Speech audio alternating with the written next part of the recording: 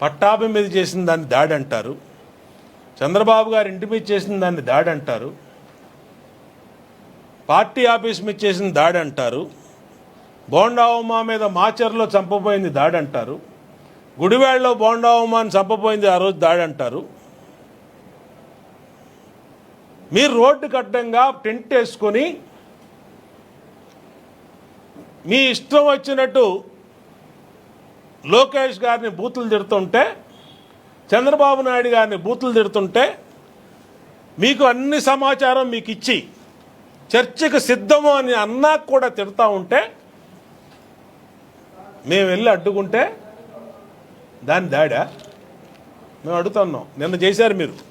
నిన్న వైఎస్ఆర్ కాంగ్రెస్ పార్టీ ధర్నా చౌక్లో మొన్నటి దెబ్బకి క్రమశిక్షణ కలిగిన స్కూల్ పిల్లల వరుస కూర్చున్నారు. చూసుకోండి ఆ ఫోటోల్లో, ఒకడు పక్కన ఒకటి ఇట్లా కూర్చున్నారు.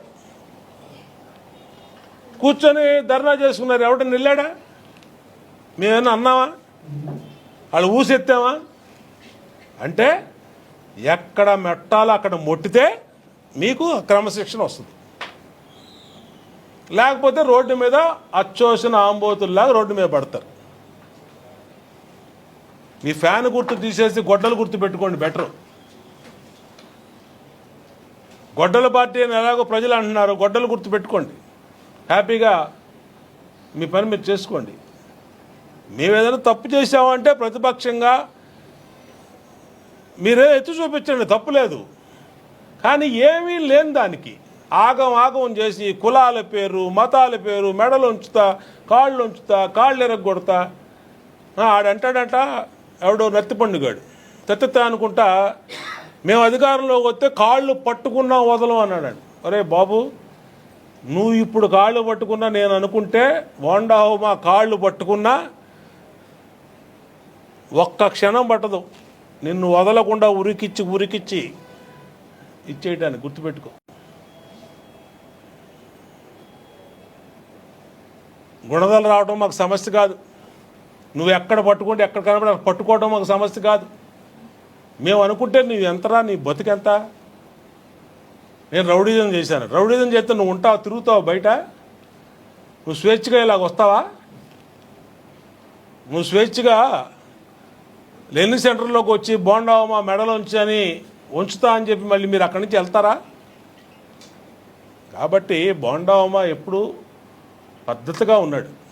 మీరే అనవసరంగా కెలికి వాసన చూసుకుంటున్నారు. మీరు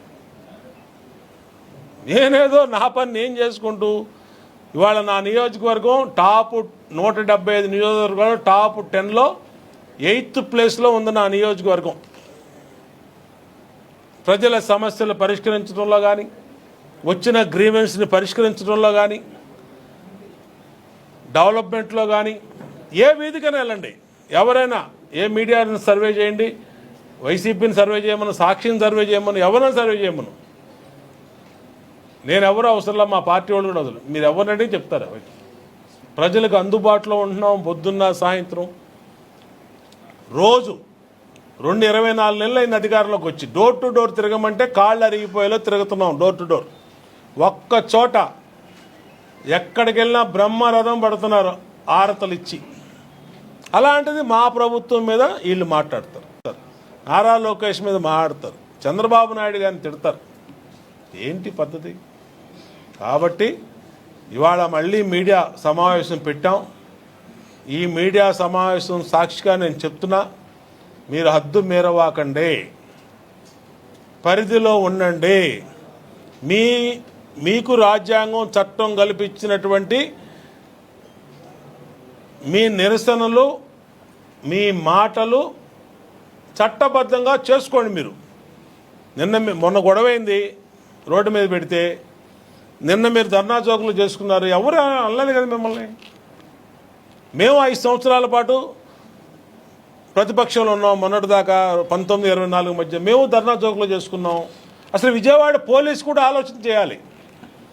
అసలు విజయవాడ పోలీసు ధర్నా చౌక్ అని పెట్టి మీరు నియోజకవర్గాల్లో మళ్ళీ ఎందుకు అనుమతిస్తున్నారు? పోలీసులు కూడా ఆలోచన చేయాలి.